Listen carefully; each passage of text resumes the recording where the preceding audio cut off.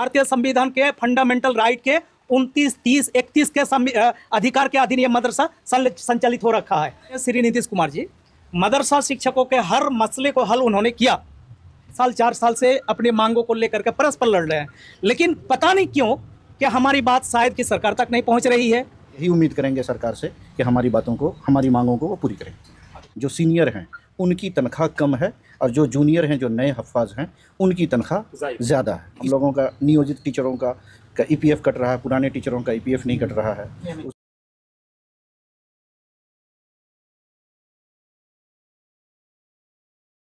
बिहार के सरकारी मदरसों के शिक्षकों में भारी नाराजगी है और इसको लेकर के मदरसा डेवलपमेंट ऑर्गेनाइजेशन ने पूर्णिया जिला मुख्यालय में 1 दिवसीय धरना प्रदर्शन करके अपने गुस्से का इजहार किया है। जैसा कि वीडियो में आप देख सकते हैं, पूर्णिया जिले के अलग अलग सरकारी मदरसों के शिक्षकों ने धरना प्रदर्शन करके सरकार से देखिए मदरसा के शिक्षक यहाँ पर खड़े हैं। हालांकि बारिश हो रही थी, इसी वजह से यहाँ पर आना पड़ा। वो बैठे हुए थे, तस्वीरों के जरिए आप देख सकते हैं। 1 दिवसीय धरना प्रदर्शन है। उनकी मांग है कि भाई बहुत सारी चीजें हैं जो मदरसा शिक्षकों को, जो स्कूल के शिक्षक है, उनके मुकाबले में बहुत कमतर महसूस होता है और इसी वजह से मदरसा के शिक्षक लगातार प्रदर्शन कर रहे हैं। उनका ये कहना है कि अगर उनकी मांगें पूरी नहीं होती है तो वो पटना जाएंगे, धरना प्रदर्शन करेंगे और अनिश्चितकालीन धरना प्रदर्शन करेंगे। लोगों ने क्या कुछ कहा है हम आपको सुनाते हैं। देखिए, धरना प्रदर्शन जो हम असातिज़ा जो कर रहे हैं, मुख्य मांग कई एक है। जैसे हम लोगों को पहले इंक्रीजमेंट तनख्वाह में मिलती थी, 2013 में 13 के बाद से इंक्रीज़ ख़त्म कर दिया गया। तो हम लोगों का जो अभी, और जिस चिट्ठी के आधार पर किया गया कि उस चिट्ठी में ये था कि हम मदरसा के असातिज़ा को तनख्वाह उसी तरह से देंगे जो तनख्वाह हम स्कूल के असातिज़ा को, या जो सहूलत स्कूल के असातिज़ा को दे रहे हैं वो देंगे। लेकिन उस चिट्ठी के ऊपर अमल नहीं हो रहा है। स्कूल के असातिज़ा को इंक्रीजमेंट, मेडिकल और HR ये सब सहूलतें मिल रही हैं और मदरसा के असातिज़ा को ये सब सहूलतें नहीं मिल रही हैं। सिर्फ़ और सिर्फ एक DA बढ़ रहा है। इसके अलावा भी कई एक मांग है कि जैसे पुराने टीचरों का, हम लोगों का नियोजित टीचरों का EPF कट रहा है, पुराने टीचरों का EPF नहीं कट रहा है। उसी तरह से नियमित टीचरों का ये EPF नहीं कट रहा है। उसी तरह से और है कि जो पुराने हफ्फाज, जो सीनियर हैं, उनकी तनख्वाह कम है और जो जूनियर हैं, जो नए हफ्फाज हैं, उनकी तनख्वाह, भेदभाव ये सब जो हो रहा है, इन्हीं चीज़ों को लेकर के मेमोरेंडम दिया गया। और भी बहुत कुछ जो भी ज़राए थे, अब तक जो सहूलत वाले ज़राए थे, उन तमाम ज़रिया को इस्तेमाल किया गया। ये आखिरी मरहला, आखिरी हरबा इस्तेमाल किया जा रहा है। आखिरकार हम सड़क पर आ गए हैं और आकर के इन चीज़ों को हम सरकार तक अपनी मांग को रख रहे हैं कि वो हमारी मांग पर, ये जायज़ मांगों को पूरी करे, क्योंकि उन्होंने ही बहुत कुछ किया है और उनसे उम्मीद भी है कि वही करेंगे।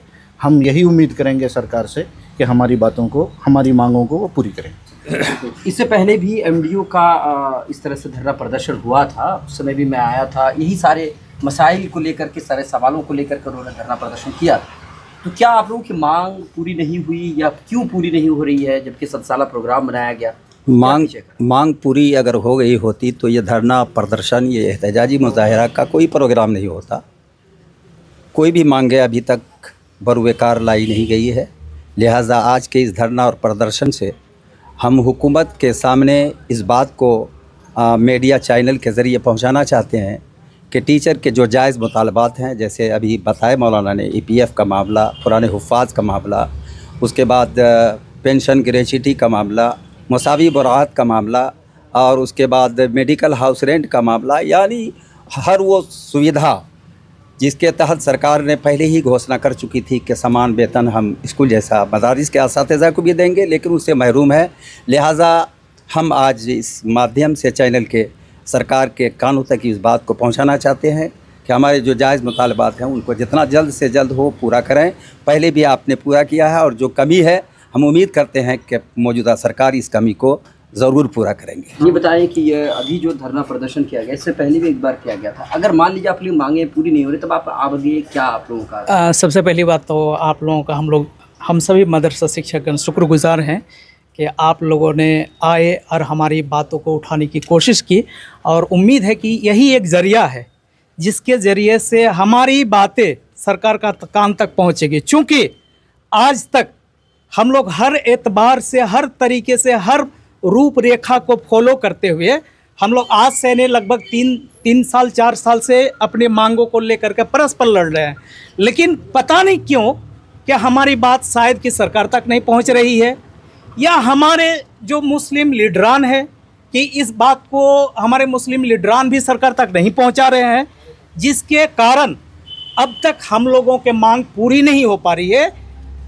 सरकार तक नहीं पहुंचने का तात्पर्य यह है कि इससे पहले 2011, 12, 13 की बात करें, पीछे वक्त की बात करें, कि यही मुख्यमंत्री जिसे बिहार में विकासशील पुरुष के नाम से जाने जाते हैं, आदरणीय श्री नीतीश कुमार जी, मदरसा शिक्षकों के हर मसले को हल उन्होंने किया। बाज़ाब्ता फिक्सेशन भी किया। 11 to 13 का एक मामला था, उसमें भी फिक्सेशन करके मदरसा टीचर के जो समस्या थी उसको दूर किए। और इंक्रीजमेंट पहले था, उनको ब्रेकेज कर दिया गया। ये हम लोग भी नहीं समझ पा रहे कि ये ब्यूरोक्रेट का मामला है या ब्यूरोक्रेट इस तरीके से अलग अलग तरीके से अपनी बातों को या अपनी गतिविधि को कैंपेनिंग कर रहे हैं। तो कहने का अर्थार्थ यह है कि हम लोग लगातार आज 3 साल 4 साल से जो अपनी मेहनत, अपनी मांगों को लेकर के बिहार के सभी मदरसा शिक्षक, मदरसा डेवलपमेंट ऑर्गेनाइजेशन संगठन के ओर से हम लोग हर तरीके से मेहनत कर रहे हैं। हमारी मांग अब तक पूरी नहीं हो रही है, या जबकि मुख्यमंत्री अपने भाषण में, अपने स्टेटमेंट में वो बार बार दोहराते हैं कि हमने तो स्कूल के शिक्षकों के भांति मदरसा शिक्षकों को सभी सुविधाएं दे दी गई है। मुख्यमंत्री की स्टेटमेंट है। इस बात से मदरसा शिक्षक, संपूर्ण बिहार के मदरसा शिक्षक तथा उनके परिजन परिवार तक परेशान है, डिस्टर्ब है अपने आप में ये मुख्यमंत्री की बात को सुन करके। इसलिए कि वो कहते कि हमने तो सारी सुविधा दे दी, लेकिन बहुत ही अफसोस की बात है कि हमें मूल वेतन और डीए के सिवाय कुछ नहीं मिल रहा है। संपूर्ण बिहार के शिक्षकों के ये हालत है, जबकि इंक्रीजमेंट एक मौलिक अधिकार के में अंतर्गत में आता है। इंक्रीजमेंट किसी भी अगर कंपनी को अगर आप लोग देखेंगे तो इंक्रीजमेंट भी उसे दिया जाता है। अफसोस की बात है कि हमारे सरकारी कर्मी होने के बावजूद, जबकि भारतीय संविधान के फंडामेंटल राइट के 29, 30, 31 के अधिकार के अधीन ये मदरसा संचालित हो रखा है, जिसको हम लोग माइनॉरिटी स्टेटस कहते हैं, अकलियती दर्जा।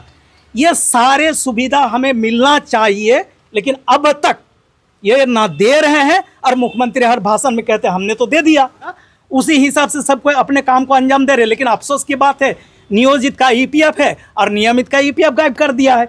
1637 का एक श्रेणी के मदरसा जो कि 2459+1 में आता है, उनमें 814 मदरसों को मुख्यमंत्री या विभाग के ओर से गारंट दे दिया गया है। अफसोस की बात है कि उनमें से बचे 1637 मदरसा, जिनका कैबिनेट क्लियर होने के बावजूद भी आज तक 1637 को लेकर के हम लोग मदरसा डेवलपमेंट ऑर्गेनाइजेशन के सभी जिम्मेदारन यह मेमोरेंडम हर शक्ल के रूप में हम लोग मेहनत कर रहे हैं, लेकिन अब तक उनको भी गारंट नहीं दिया जा रहा। बेचारा गरीब गुरबा लोग मदरसा में पढ़ा रहे हैं, अपने बीवी बाल बच्चा का भरण पोषण, बच्चों की पढ़ाई लिखाई करे तो करे कैसे?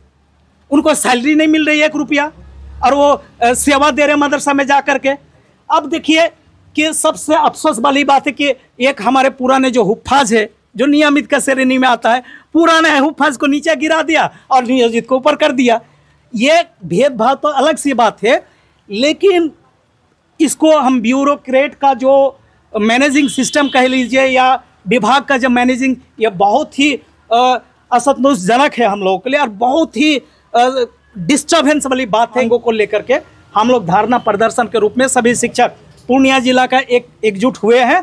जरूरत के अनुसार अगर ये हमारी मांगे पूरी नहीं होती तो हम अनिश्चितकालीन धरना के लिए भी तैयार हैं, क्योंकि हम तंग आ गए लड़ते लड़ते, हमारी बात मुख्यमंत्री तक नहीं पहुंच पा रही है। अब हमारा ये लास्ट जरिया है कि धरना प्रदर्शन करके ही हम मुख्यमंत्री तक बात को पहुंचाए। इसके लिए अगर हमें पटना भी जाना पड़े, राजधानी में जाना पड़े, हम बिहार के सभी शिक्षक जाकर के अनिश्चितकालीन धरना के लिए भी तैयार हैं। इससे पहले भी हमने एमडीओ की तरफ से जो धरना प्रदर्शन किया गया था उसको हमने कवर किया था। उस समय भी हमने आपको बताया था कि देखिए पुराने हफाज का मामला है या फिर जो ईपीएफ का मामला है, इंक्रीजमेंट का मामला है, ये टीचरों को, मदरसा टीचरों को नहीं दिया जा रहा है। जो नए हुफाज है उनकी सैलरी ज्यादा है और जो पुराने हुफाज है उनकी सैलरी कम है, और ये भेदभाव का मामला हो रहा है। जो नियमित है उनको उनका जो ईपीएफ नहीं कट रहा है, जबकि जो नियोजित शिक्षक है उनका ईपीएफ कट रहा है। और यही सारे कारण है जो मदरसा के शिक्षक जो है वो नाराज हैं। उनका कहना यह है कि मुख्यमंत्री नीतीश कुमार जी तक हमारी आवाज शायद नहीं पहुंच रही है, और हो सकता है कि लोग पहुंचाना ही नहीं चाहते हैं। जबकि 21 अगस्त को 100 साला प्रोग्राम हुआ था, 100 साला प्रोग्राम।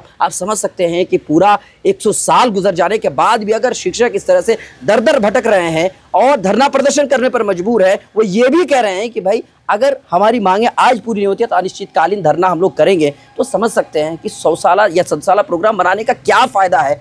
मुख्यमंत्री नीतीश कुमार जी से हमारी गुजारिश होगी कि जो शिक्षक है उनकी मांगों को पूरी की जाए। और आपसे एक छोटी सी और एक गुजारिश होगी कि कई मदरसे हैं जहां पर शिक्षक की कमी की वजह से वो मदरसे बंद होने के कगार पर हैं। आप ऐसे मदरसों के लिए शिक्षक की बहाली कीजिए, ऐसे मदरसों को आप फिर से जिंदा जावेद कीजिए, वरना ये सारे मदरसे बंद हो जाएंगे। अभी तक इतना ही। जो हमारे जो नेतागढ़ हैं उनसे भी मेरी गुजारिश होगी कि इनकी मांगों को लेकर ऊपर तक पहुँचाया जाए, इनकी मांग पूरी हो। आपकी है क्या राय, आप हमें कमेंट कर सकते हैं। लाइक शेयर फॉलो नहीं किया तो ज़रूर करें।